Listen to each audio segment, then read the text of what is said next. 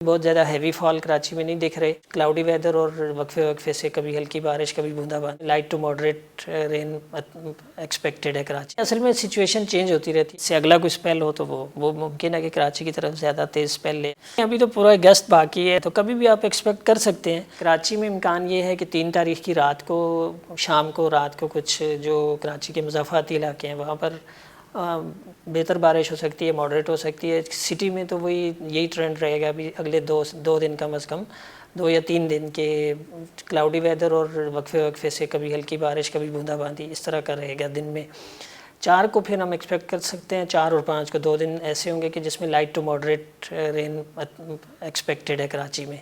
اتنی کوئی بہت زیادہ ہیوی فال کراچی میں نہیں دکھ رہے. وہ سینٹرل سندھ اور اپر سندھ اور ایسٹرن سندھ ان ایریاز تک ایک طرح سے محدود رہتے ہوئے یا ادھر سے گزرتا ہوا اسپیل بلوچستان کی طرف پھر نکل جائے گا ناردرن سندھ سے ہوتا ہوا. اصل میں سچویشن چینج ہوتی رہتی ہے نا. یہ ڈپینڈ کرتا ہے کہ جو لو پریشر ایریا جس طرف سے موو کر کے آتا ہے عموماً راجستھان کی طرف سے موو کر کے آتا ہے سندھ پہ اور پھر کراچی کی طرف بھی. تو وہ پہلے یہ تھا ایکسپیکٹ یہ ماڈلز بھی یہ دکھا رہے تھے اور ہم ایکسپیکٹ کر رہے تھے کہ وہ سیدھا ویسٹ ورڈ آئے گا. اگر سیدھا ویسٹ ورڈ آتا تو حیدرآباد اور کراچی وغیرہ کے ایریا پہ سے گزرتا تو زیادہ بارش کا امکان تھا. اب اس کی ڈائریکشن یوں ٹلٹ تھوڑی سی ہو گئی ہے کہ ساؤتھ ایسٹ سے نارتھ ویسٹ کی طرف نکلنے کا اس کا ٹریک اس طرح سے ہے.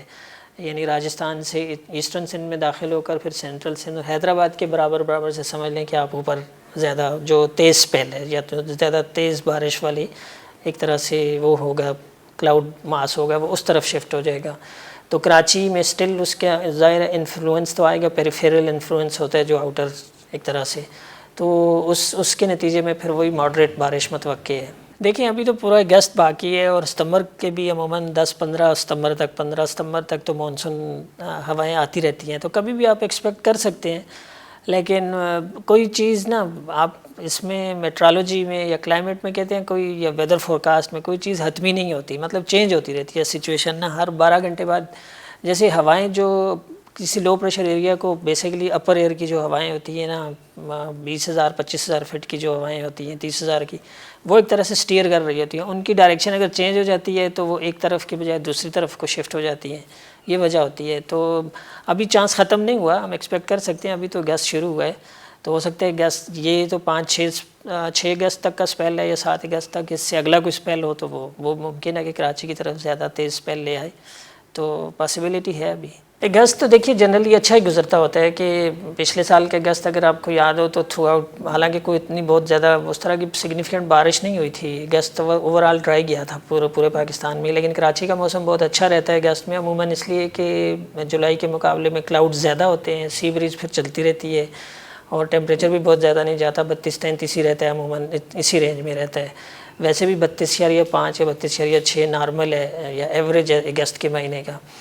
تو اوور آل اگست ٹھیک رہتا ہے انلیس کہ اسی صورت میں کہ جب سی بریز کسی وجہ سے ڈسٹرب ہو جائے, بلاک ہو جائے اور وہ لو پریشر کی وجہ سے ہوتی ہے, آپ کو پتہ ہے کراچی کے جنوب میں بن جائے یا ادھر ایسٹ کی طرف بن جائے تو وہ فیز کبھی آ جائے تو 2-3 دنوں کے لیے گرمی کا فیز آ سکتا ہے. ادروائز جنرلی اگست ٹھیک رہے گا.